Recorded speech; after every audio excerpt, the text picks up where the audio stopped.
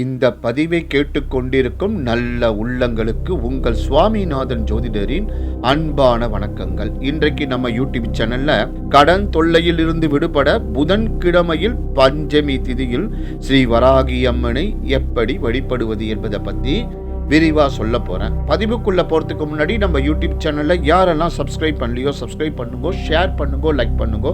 இப்போ பதிவுக்குள்ள போயிடலாம். மகா வராகி அம்மனுக்கு பலவிதமான ரூபங்கள் உள்ளன. மேலும் சப்த கன்னிமார்களில் ஒருவர் என்பதும் குறிப்பிடத்தக்கது. புதன்கிழமை அன்று வராகி அம்மனை தொடர்ந்து வழிபட்டு வருபவர்களுக்கு கடன் தொல்லை தீரும். பொதுவாக செவ்வாய் மற்றும் வெள்ளிக்கிழமையில் தான் பெரும்பாலானவர்கள் அம்மன் வழிபாடு செய்வார்கள். ஆனால் ஸ்ரீ வராகி அம்மன் வழிபாடு என்று வரும்போது அமாவாசை, பஞ்சமி ஆகிய திதிகள் விசேஷம். எதிரிகள், கண் திருஷ்டி, முடக்கம் ஆகியவற்றை நீக்கும் காக்கும் அம்மனாக வராகி அம்மன் வழிபாடு செய்யப்படுகின்றது.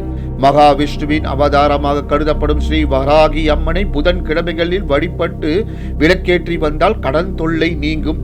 எவ்வளவு பணம் சம்பாதித்தாலும் செலவாகி கொண்டே இருக்கின்றது. வரவுக்கு மீறி செலவு, கடனை முழுமையாக தீர்க்க முடியாத சூழல், கடனால் ஏற்பட்ட நெருக்கடிகள், தீராத கடன் சுமை போன்ற எல்லா விதமான பிரச்சனைகளுக்கும் தீர்வாக புதன்கிழமை அன்று வராகி அம்மனை தரிசித்து வரலாம். ஒவ்வொரு கிழமைக்கும் ஒவ்வொரு கிரகத்தின் காரத்துவம் உள்ளது. வேத ஜோதிடத்தில் 12 ராசிகளில் 6வது ராசியான கன்னியின் ராசியின் அதிபதியாக புதன் இருக்கிறார். மேலும் கால புருஷ தத்துவத்தின் அடிப்படையில் 6ஆம் வீடு என்பது கடன், பகை, வம்பு, வழக்கு, நோய் ஆகியவற்றை குறிக்கும். புதன் கிழமையின் அதி தேவதை மகாவிஷ்ணு. மகாவிஷ்ணுவின் சொரூபம்தான் விஷ்ணு மாயா என்று அழைக்கப்படும் ஸ்ரீ வராகி அம்மன்.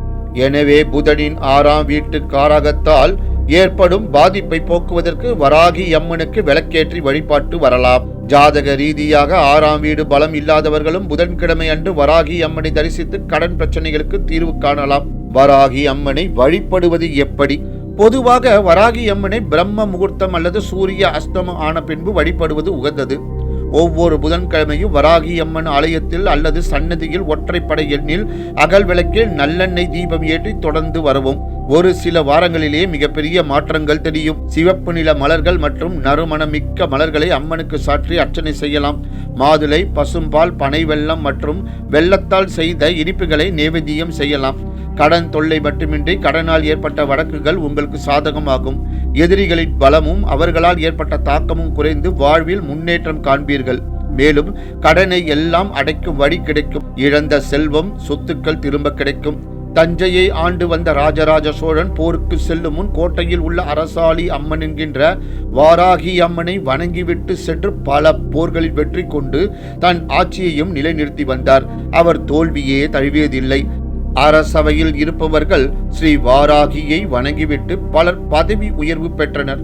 இந்த அம்மனுக்கு சதுரங்க சேன நாயிகா என்றொரு பெயர் உண்டு. அதாவது அம்பிகையின் 4 வகை படைகளுக்கும் சேனாதிபதியாக திகழ்பவள் என்று அர்த்தம். இந்த அம்பாளை தண்டிடி என்றும் சொல்வார்கள். ஆகவே மக்களே, நாமும் புதன்கிழமையன்று பஞ்சமி நாளில் ஸ்ரீ வராகி அம்மனை வழிபடுவோம். சகல சௌபாக்கியத்தை பெறுவோம். நன்றி, வணக்கம், வாழ்க வளமுடன்.